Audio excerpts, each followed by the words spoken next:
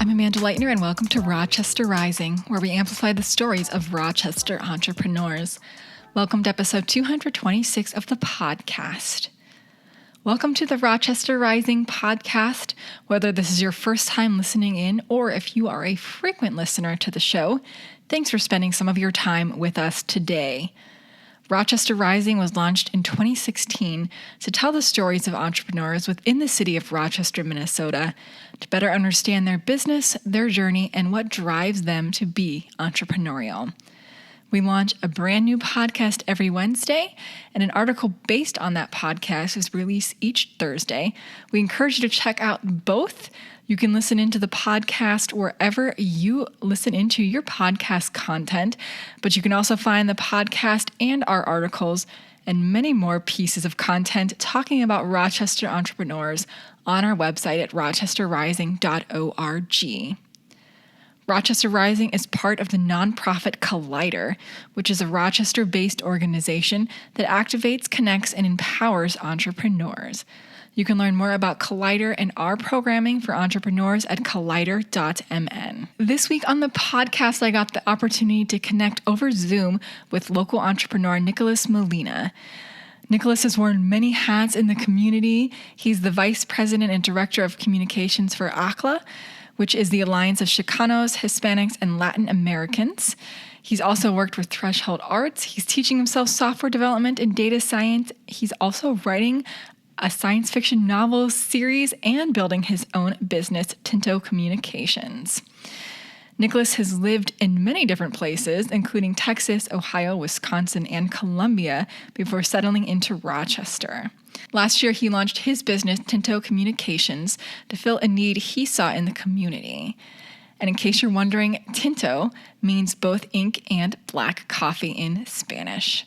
Now, Nicholas is leveraging his past experience with communications, graphic design, and videography within his business to help nonprofits and other community-based organizations to provide communications, especially related to health and other basic needs, in multiple languages.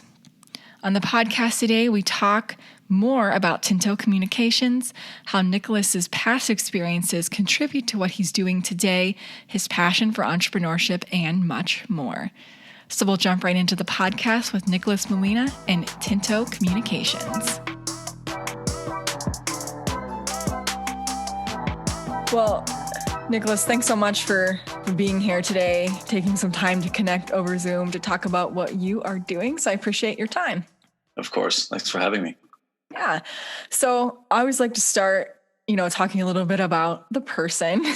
So can you talk a little bit about kind of what makes you you? What are some of your favorite things that you like to do for fun outside of work? So I have this bad habit of juggling multiple projects at once to the point where it really gets quite stressful. So outside of, I guess, my business, I am the Vice President and Director of Communication for the Alliance of Chicanos, Hispanics, and Latin Americans, also known as ACHLA. I do some work for Threshold Arts at the Castle, doing event coordination and setup. I've worked with Nora Anderson for a couple of years now in that. I've been teaching myself software development and artificial intelligence, data science, kind of for the last 3 years now. And I hope to pursue a master's in that within the next couple months. I'm working on a sci-fi novel that I've finished, and I'm looking for agents at this time. Also working on the second novel for that, since it is a bit of a series. And somehow trying to make time for, exercise and family life and, being single, I guess. So it's a lot of things. Oh, and sleeping. I forgot about that. Yeah, we gotta fit sleeping in. So I had no idea you were a sci-fi person. That is so cool. Yes. Yeah. I'm obsessed with it. I watch all the shows. I read all the books that I can. I would not suspect that. Yeah, no, that is super, super cool. So you dabble in a lot of different things, self-taught or learning a lot. And yeah, that's awesome. Yeah. Thank you. I know you're originally from Rochester, right? But what keeps you here? So I'm actually not originally from Rochester. Okay. Sorry. So I've lived in many different cities. My family is from Medellin, Colombia. So I grew up between the United States and Colombia. I've lived in Ohio, San Antonio, Iowa, Milwaukee, Wisconsin, lived up in the Twin Cities. And here. Rochester, for some reason, became home base because, well, my parents, they work at the clinic and they've been here the whole time, and I've kind of bounced around, but I found that Rochester it's a very interesting, diverse, kind of growing community. It provides a lot of opportunity for growth for not just in the medical industry, but for growth for entrepreneurs, for anybody kind of wanting to create a life for themselves. It's a great place to raise kids. I grew up here. I went to middle school and high school here before I kind of left and bounced around. And in that time, it was a good time. It was, I had a lot of friends. Everything was very safe compared to a lot of the other cities where I had lived before, where, it seemed like my family or my parents had to be watching me. Here it was like I could run outside, I could have friends, I could be out, past 10 p.m. playing whatever, kickball or whatever I did. And it was nice, very safe. And so now, the trouble was when I came back after kind of living all these places was Rochester, I wasn't sure would be the right place for me to kind of live out my 20s and, whatever comes after. But as I said, it is a good place to kind of grow and build on these opportunities. And I've done my best to kind of spend as much of my time doing as much of the things I wanted to do, as I kind of mentioned before. Mm-hmm. Where did you live in Ohio? Cincinnati. That's where I was born. And then I think it was called College Town. Yeah. I'm just curious because I grew up in Western Pennsylvania, but yeah, Cincinnati is the completely other side of the state. Yeah. Very, very different culture than the other. I guess that would be Eastern Ohio. Yeah, very different from here for sure. So you've experienced a lot of different places, a lot of different cultures, and kind of settled in. Yeah, cultures, kind of atmospheres, ways of life. Like in San Antonio, I grew up, it was all very bilingual. So I went to a bilingual school. And then when I moved here, it was that transition from very bilingual, where culture is very focused on the mesh between standard American culture and Latino, the melting pot of all the Latino cultures. Cause, it's all so different. It's not just, Mexico, there's Central America, there's South America, all of that. But it was just very interesting kind of being able to see all those shifts and those changes and how they kind of intermingle. Mm-hmm. Yeah. So now you've launched your own business in the community last year. So can you talk about that? Share a little bit about your business, what it is, and what products and services you provide here in the community. Yeah. So I launched my business kind of as when COVID was kind of really taking apart the community, I guess. And everybody was going through the whole process of adapting. And, I lost my job as well. I was working in the service industry as a lot of people were. And all of a sudden that kind of shifted. And it was the company started as my need to kind of create, to do something. Mm-hmm. I like to stay busy. And so it started off by this idea and this, I noticed that a lot of aspects, nonprofits specifically, and even government institutions don't have a good means of getting language communication, health communication across multiple languages. So I actually found out that mosques and churches among language groups is where people get their information. Mm. And I mean, it makes sense. But at the same time, when something like COVID's happening where nobody could attend these meetings, this was large subsets of the population that are essentially going without this information, and like some people might say, well, maybe they should just learn English, but that's tough.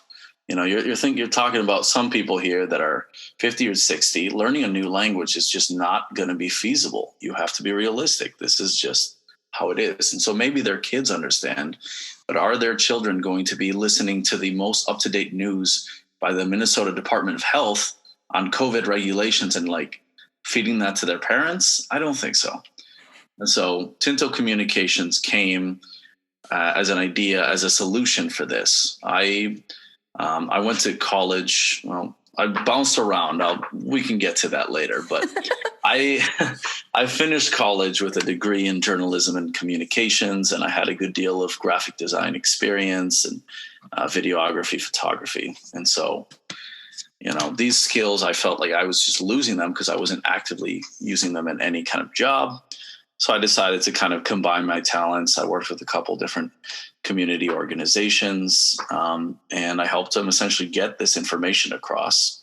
I utilized their interpreters, and that's Mayo Clinic and IMAA, Intercultural Mutual Assistance Association, which I had actually worked with in the past because I had served as an interpreter for about 5 years for the state of Minnesota.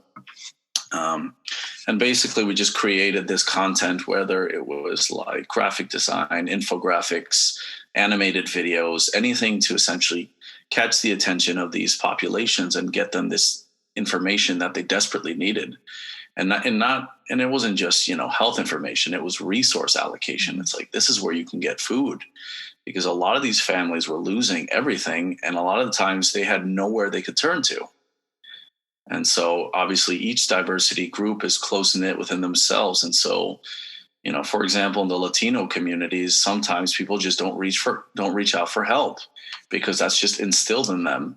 We're taught that life is a struggle and sometimes you have to struggle to survive and you shouldn't reach out for help. But with kind of my experience with my position at the Alliance of Chicanos, Hispanics, and Latin Americans, I was able to kind of help give out this information and also create these messages through my own kind of company. And so, so I started it up, I'd say around April. Before that, I was kind of creating content, just kind of on my own, kind of figuring out what it all really meant, if I was just going to do this to represent myself or if I wanted something bigger, like a bigger picture. Eventually I did decide obviously on launching the company, and besides like videos and infographics, I also create logos. I've built websites, basically everything for brand awareness as well. And this is all just targeted, and the emphasis of this is just working with multiple languages, so helping get information across these groups and utilizing kind of the connections that I've been able to establish in the local community to kind of get that organic marketing across without having to really spend a lot of money on it. Yeah, and I think you've really narrowed in on a very important niche, and with these nonprofit organizations and community organizations, churches, mosques, I mean, those are the trusted resources in the community that people go to. And yeah, you're 100% right. A lot of these were never set up to have marketing communications. I mean, it just wasn't a thing with a lot of churches and places of worship before March of last year. So that's where people go for information and the trusted information. And yeah, it's probably not, the children aren't probably, listening to NPR News and CNN and, relaying that health information. So yeah, very, very important. I saw a lot of your beautiful infographics with the J&J vaccine and some of the videos you've done. And yeah, it's a skill. Concise, precise communication, especially in different languages, is a skill, and it's hard. It's hard to do. I've been trying to do some of our own videos and trying to use things like Biteable and stuff. And it takes experience and a lot of time to get good at that stuff. It's a challenge for sure. So yeah, I think you're doing, a great job. And obviously you have, the skills and background in communications and relationships in the community to do it. Yeah, no, it's been a growing learning experience on all of those, because I was, trained in like Adobe design, and Adobe is like it's the pro toolkit right there. But a lot of the stuff that I create, I use a lot simpler software, just because Adobe is kind of overkill sometimes. But I still like to try and incorporate as much design and aesthetic appeal to it, because, a lot of these times people are scrolling through and, they're only looking at it for about 30 seconds to a minute. That's the average. So you really want to capture that audience. So we talked a little bit about, or you mentioned how you've kind of had a lot of different experiences and kind of, I wouldn't say bounced around. I mean, I bounced around too. I've tried a lot of different things and went down a lot of different paths before getting to where I am now. I mean, you've done a lot in the community, from, like you said, working with ACHLA to IMAA, doing a lot. Your experience with journalism, communications. I believe you have a degree in psychology as well, if that's correct. I don't have a full degree, but I'm okay. Close, basically. But you did a lot of studies in psychology. But yeah, can you talk a little bit about your journey, how you've navigated through those steps, what you learned, and how that's kind of relates back to today? Yeah. So I was kind of raised in a very medically focused household. So my parents are doctors from Columbia. They work at Mayo. And I was kind of always brought up to follow in their footsteps. I mean, I remember when I was 8 and people would ask me and I would say, I'm going to be a doctor like my parents, It's such a rewarding career in itself. And I always envisioned myself in that. And I envisioned the good I could do with that. And so when I graduated high school, I went to the University of Iowa. I started off pre-med, taking all the usual classes and everything like that. And after about a year and a half, I started kind of questioning my motives and thinking for myself a little bit, and decided to try and explore some different options. So I did public relations, I did creative writing, I did poetry, I did psychology, anything I could think of, anything that sounded interesting in itself. And eventually, after about 3.5 years, I didn't really have anything. I had psychology was the furthest. It was, and I was still interested in it. But then I kind of had this kind of quarter life crisis, let's just say that. And I went back to my idea that maybe I should give medicine another shot. And originally, before I went to Iowa, I had always envisioned that I was going to do medical school in Columbia. Mm-hmm. Because in Columbia, medical school and college are kind of mixed. So it's like a 6.5, 7-year program where you do you start with your, not really gen eds, but you start with your basic level science courses in the first couple of years. And then you move on to like hands-on training in medicine in the hospitals. And then, you eventually work your way up to really, the really difficult kind of classes and processes of becoming a doctor. And so after about 3.5 years, as I mentioned, I kind of wanted to investigate this for myself.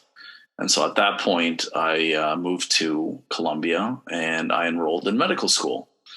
I did that for about 2 years. And within that time, I got to kind of experience all aspects of what I would imagine medicine would look like.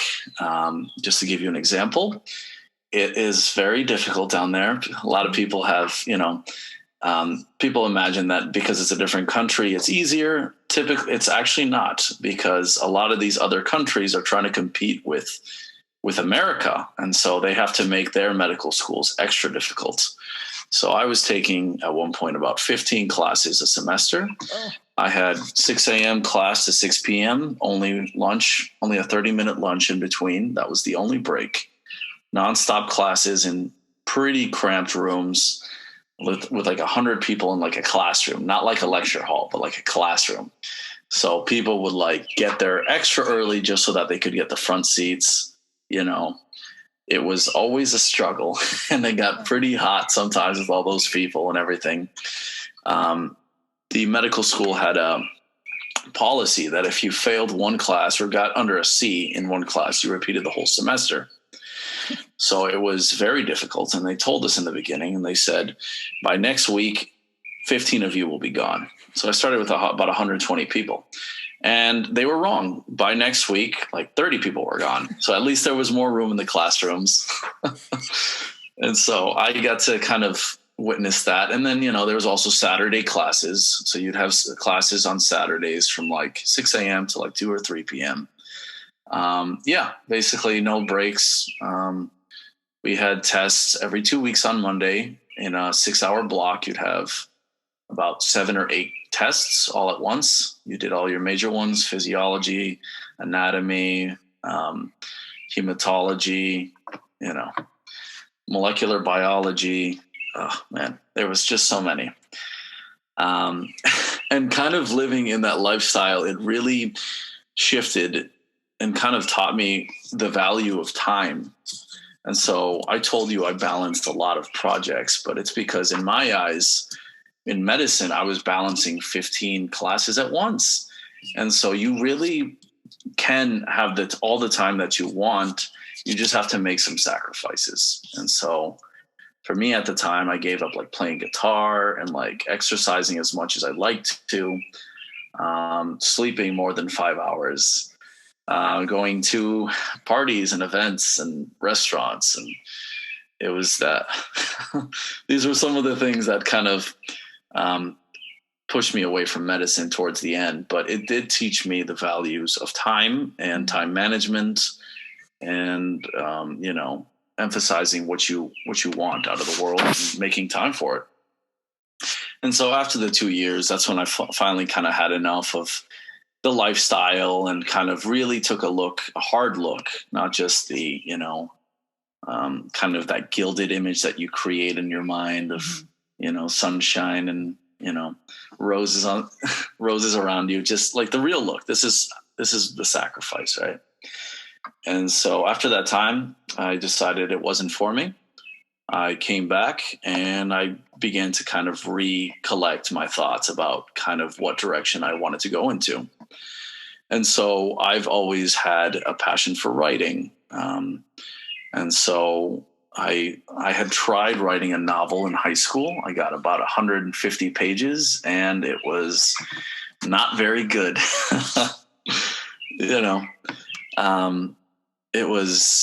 It was all right. It was just the first draft. That was the thing. I didn't know what editing meant. I didn't know what drafts meant. I didn't know the process of writing. I just kind of wrote down what I thought would be cool. And that was the story. And then I tried to kind of piece it together because it came out in fragments and random ideas.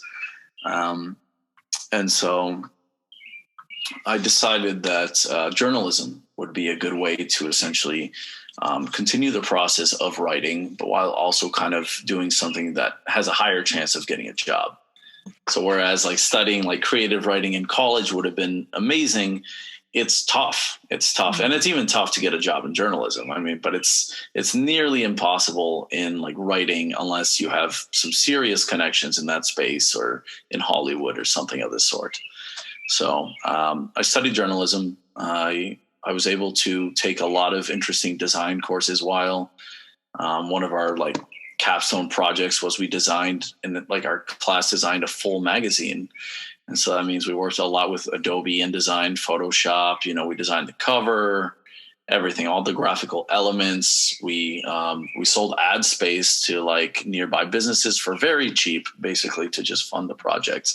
Mm-hmm. And we printed this, and that was an amazing experience. And that is where that class was about the most valuable class that I had, because it really taught me about kind of all the different other elements within creation, within design.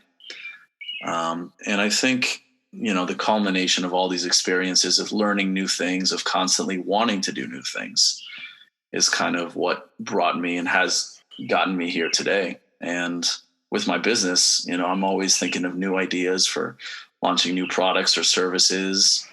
And it, everything that I've kind of learned and went through within my lifetime is has kind of gotten me to that point, I'd say. No, that's an incredible story. I feel the same with, I went through college, went to a college that was way too challenging for me, a very technical oriented college, and, went into pre-med, lasted 6 months, not a year and a half like you did, just because, like, I don't know, I was the first person in my college or my family to go to college. So, doing pre-med, being a doctor seemed like a really stable thing. And I hated it. I hated the concept of it, but kept doing it, went through graduate school, got a PhD, even did a postdoc, and hated it the whole way. And it was like all to get to this next thing that was supposed to be more stable. And like you said, whatever, the sunshine and rainbows and roses of the unreality that you're never going to get to when it's not a fit for you, Yeah. And same thing though. The time management for me, that's where it came from, because I had to have amazing time management or I wasn't going to make it through college. And I certainly wasn't going to make it through graduate school, working 70, 80 hours weeks and trying to, like you said, exercise, trying to have a social life, which was basically non-existent. It's rough, and taking that time to assess what do you want at the other end, Yeah. So, so I wanted to circle back to Tînto Communications. It's like we said, a lot of people listening are interested in starting a business, and the first steps are some of the hardest to figure out what they are and how to do them. So for you, what were some of the very first things that you did that might be helpful to hear for other people to hear, even just like your thought process, or what were just some of the first things that were helpful to you to get Tînto Communications off the ground? So initially, it started all kind of as this, as I mentioned, as we talked about, I found this niche problem and I figured out a way I could fix it. It doesn't always, in my opinion, it doesn't always have to be that way. Sometimes it can just be a passion project. But the most important thing is to essentially create a very, very basic outline of what you're trying to do, what you want to accomplish. With any best laid out plans, you always start with like a very rough idea of kind of what you want, of what you're heading towards. And then over time, you can start kind of modifying that out, making it more concrete, more realistic. And so from that, I created kind of my business proposal. With the business proposal, I was able to, I went to the Minnesota State website. I launched the LLC. I've recently learned that I'm going to be switching to an S Corp. I was able to speak to a tax professional, and I would actually recommend that when you're launching that is to speak to a tax professional or somebody else working in finance to have them describe kind of the differences between the partnership agreements, if you have a partnership, what an S Corp is, because I just found out that during tax time that affects kind of how much money you're essentially paying to the government for that. And so that's definitely very important. Obviously, setting up the LLC, I got an employee ID number. The state has a lot of resources about how to kind of get through that, but it's pretty much painless. It's just paying a couple fees and everything like that, getting the paperwork across. I reached out to my bank and I set up a bank account for the business. I got myself labeled as a state contractor so that I can take contract bids. Haven't used it yet, but I figured down the line it would be a good thing to have as well, depending on the resources, or I guess the proposal or the type of business that it is. Launching a website, of course. Nowadays, everything is linked to website. Whether that means launching it yourself, there's a lot of excellent types of website hosting services. Like Wix, for example, is a really, really easy one where anybody can launch their business. And then they even have staff members that can help you with that. I'd say a little bit of research into like marketing techniques, or maybe if people reach out to other people that know about that, if they have family or friends that work in marketing, basically just about getting your website printed in the internet, because it's surprising. You think it's just, you just launch a website, you're going to be there, but there are actual techniques and something called SEO, search engine optimization, which is how your website is ranked.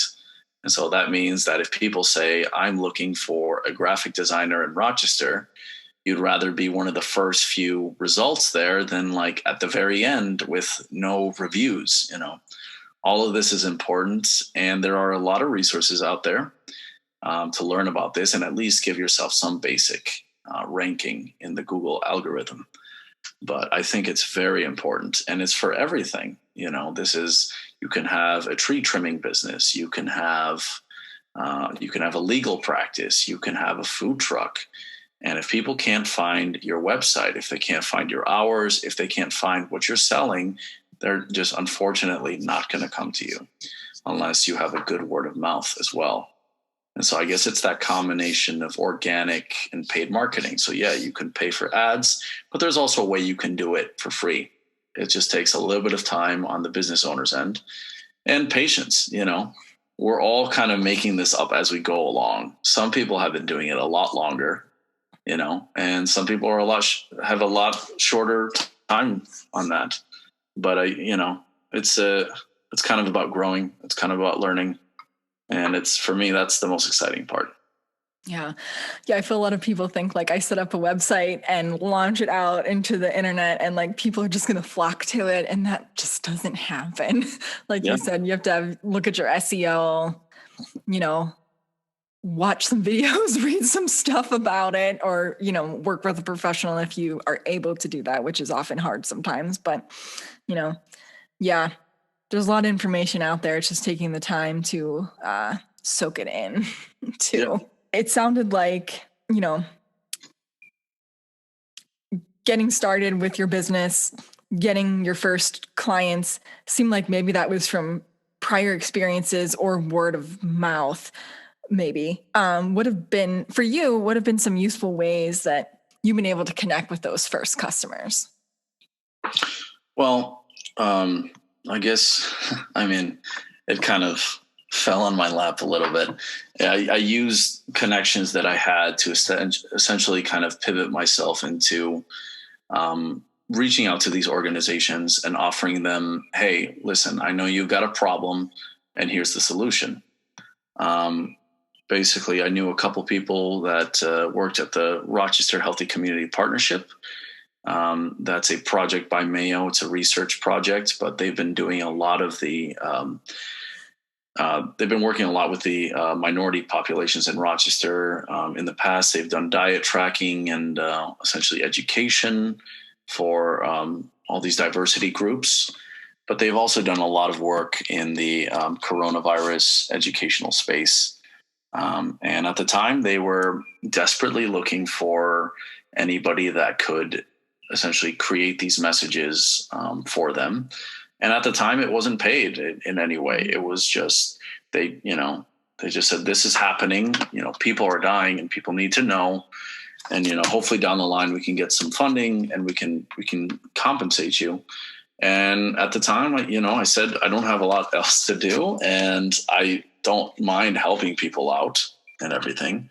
And so that's initially where I started. I started just kind of creating some of these messages. And for me, it was also just about exploring my artistic side. It's a different form of art. I typically write, sci-fi, but this was visual elements and design principles and color and aesthetics. And it was wonderful just kind of being able to do that and also kind of get these important messages across. And so I would say, and it's tough. Sometimes it is about who you know. So in whatever business space you're kind of operating, you'd kind of want to know who your competition is and also how you can kind of utilize your business to solve some of the problems out there. So for example, if it was like a restaurant and you were launching something different, that's awesome. Rochester has a lot of great restaurants, but we still have space for a lot more different types of food. And, it can be fusion. It can be food from a different place. It can be kind of your own personal style. But find kind of a problem, create the solution within your business, and kind of utilize your connections or whatever it may be to kind of essentially be able to give that to the people that need it or want it. I'd say from RHCP, that's kind of where I started. ACHLA as well. I started kind of as the director of communications. They didn't have a working website up. So I had to kind of go through and gather the fragments of what was left, because they once had a website, and due to some contracts and hosting contracts that they had with another organization, that organization had kept the website address and everything. And so they were kind of stuck in this. We either pay them a lot of money and they control our website, or we, detach and launch kind of our own website that we can control ourselves. And I have some web creation experience from my own learning on software development. So I said, this is going to be a good project for me, because I can create something from my learning, and I can, and they'll pay me for it independently. So those are kind of the beginnings of Tînto, I'd say, is just me kind of trying to find these solutions for these problems that I could see. And, I was making them very cost effective, because I was just essentially establishing kind of myself and my brand and what Tînto would eventually become. And from there, it's just been kind of finding projects. You really have to keep your ear to the ground. There's always somebody looking, and so you just have to find these people, establish these connections, establish your brand name, make sure people trust you, make sure that people will want to come to you and be like, this is the person, this is who I want to do work for me. And when that happens, it's a lot easier to kind of get your foot in the door in future opportunities, because people will start to hear about you and people will want to work with you. So like you said, you kind of always have to keep your ear to the ground, listen for needs that you can fill. And that's challenging sometimes, and can get, can be kind of difficult. And with a lot of people, their first year of business is very hard. Just, coming up with solutions, working through them, especially as a solo entrepreneur. So how do you, I was a solo entrepreneur, and it's hard. You feel so isolated. So for you personally, how have you kind of persevered through some of those challenges that you've come across in the past year? It is incredibly tough. There's really there's no support a lot of the times, because especially if you establish yourself as the go-to, people are going to assume that you know how to do everything. And when you have questions, it's, who do you turn to but yourself? And so I've always been an avid believer that almost all education that you could ever want or need is in the internet. You just kind of have to find it. There are like goldmine sites, there's things like Coursera, Udemy, and stuff like that, where you can learn a lot of excellent skills. And you can, Harvard, Education X, there's a lot of free courses where you can kind of learn that stuff. So I've used a lot of, I've learned a lot from YouTube University, if I would call it that, for a lot of the problems that I had. I've utilized kind of the connections that I've established, as I said, to kind of sometimes just get my foot in the door, to be able to even have access to these opportunities for work. But it has been hard. This first year, I have a day job for a reason. Mm-hmm. As much as I would love Tînto to be my sole focus, it's there's a lot of competition in this space that I'm aware of. A lot of it is excellent, and they produce amazing work. But it is, but I do believe that mine has its inherent value, not just because it's mine, but because it does kind of fill that niche that we've spoken about. I think it's just about perseverance in the first year, and even the years after that. It's perseverance, and also if this is the case, it's finding like-minded individuals. I have a couple people that I'm, hope to bring on in the future. I was hoping to do so already, but, things change. People have kids, people get married, and especially with volunteers, you can't really force them to give up their own time for that. So sometimes it's about evaluating your time, pushing back projects if need be, emphasizing growth in other areas, sometimes areas that are under your control, and just being patient with yourself. It's tough. It's tough for everybody. Yeah. Even long-serving companies have daily issues or have issues adapting to changing circumstances and economies, and what motivates people. And so patience. Yeah, definitely. I also have a degree from YouTube University. There's a lot on there, a lot of really good stuff on there. So one question I always like to ask people, like you said, you have a full-time job, you have a lot of other things that you're balancing, and you continue to pursue entrepreneurship through Tînto Communications. So why do you keep coming back to this? What draws you to entrepreneurship and owning your own business? Well, it's I guess it's my baby in a way. I created this. I want it to succeed and thrive. I'm sure there's a bit of ego in there about, creating something for yourself and, wanting to be successful in that. But mostly I just enjoy something that allows me to create and to learn constantly. Life is kind of a journey. What I've figured out in everything that I've done is that I just enjoy learning and growing within that capacity.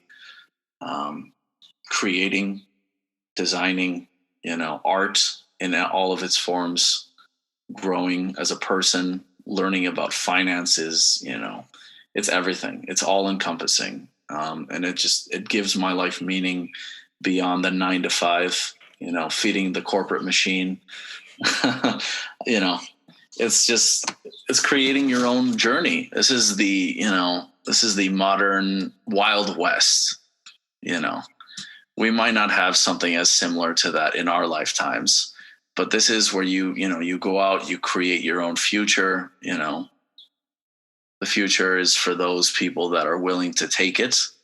And I'm one of those people, and wherever that may be, this could be something giant one day, or it could not. And I'm okay with kind of both. Obviously I'm pushing for the latter, but in the meantime, I'm willing to kind of grind for it and learn from it and kind of push it to all it can be.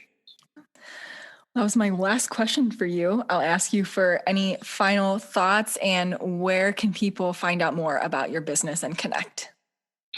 Yeah. Again, life is a journey. I've said that a lot of times. And I think I'm a pretty good measure of that, since I have kind of bounced around or explored a lot of different options. A lot of people, I think that everything has kind of this final destination with everything, with work. There's what's the final step going to be like? Am I going to retire somewhere? And I don't like to think about it like that. That scares me, actually. Anything where I have to really think far down the line scares me. I'd rather think of kind of the day-to-day stuff. This is what I'm going to do tomorrow. This is what I'm going to do next month. 6 months from now, where can I take this business? Where can I take myself? Where will I be in a good way? And so as I said, it's just kind of personal growth. There's a lot of resource out there. You want to kind of make yourself the best. You don't have to be specialized in everything, but know a good deal about everything. Take yourself to a C level, B level in everything. You don't have to be your A+ unless you really want to. But as I said, learn about all the different resources for marketing your business out there. We talked about, people assume that if you just have a website, that's enough. I've seen companies or restaurants that just have a brick and mortar and they fail within the first year because they don't realize that it's not just about setting up shop. You have to figure out a plan to get people in your doors. And that means website presence, social media presence, if you can, honestly. Essentially convincing people that they want to come in your direction and convincing them that you have something willing and valuable and worthy to sell to them. So, so just kind of take some time while you're planning out your business to figure out all the tools necessary to get you where you want to be. Website, SEO, design videos. You can do Facebook news blogs. You can launch a print blog. Just have kind of a means of getting followers, people that like you, fans, people that become loyal customers, and establish yourself as a trusted, worthy, likable presence out there. And now to kind of wrap it up here, I'd say if anybody wants to reach me, I'm at tintollc.com. For anyone that's wondering, Tînto means both ink and black coffee, which I think are very fitting in Spanish. So that's black coffee is the lifeblood of this company, and the ink is the medium by which everything is created. Tînto LLC. Otherwise, we do have a Facebook page as well. And if you've seen some of the coronavirus education, just watch for the little logo on the right bottom corner, to see if it's marked by us. So. Well, Nicholas, thanks so much for this conversation today, sharing your journey. It was nice to connect. I think we met in person right before COVID started, and then have talked online or through Zoom a lot of times since then. But someday things are getting better again. It would be nice to see you in person again. Thanks for the conversation today. I appreciate it. Of course. Thanks for having me.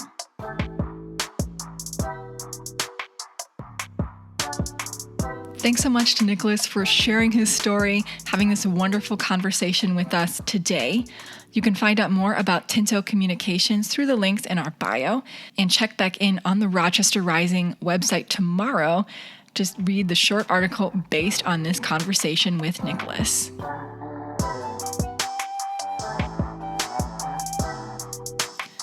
That's a wrap for us at the podcast today. Thank you so much for spending some of your time with us today, learning more about entrepreneurs building, scaling, and growing their businesses here in Rochester, Minnesota. It's a huge help to us if you rate this podcast wherever you listen in, and make sure that you're subscribed so that you and others never miss a story that we share on Rochester Rising. Thanks so much for tuning in, and we'll be back next Wednesday with a brand new episode.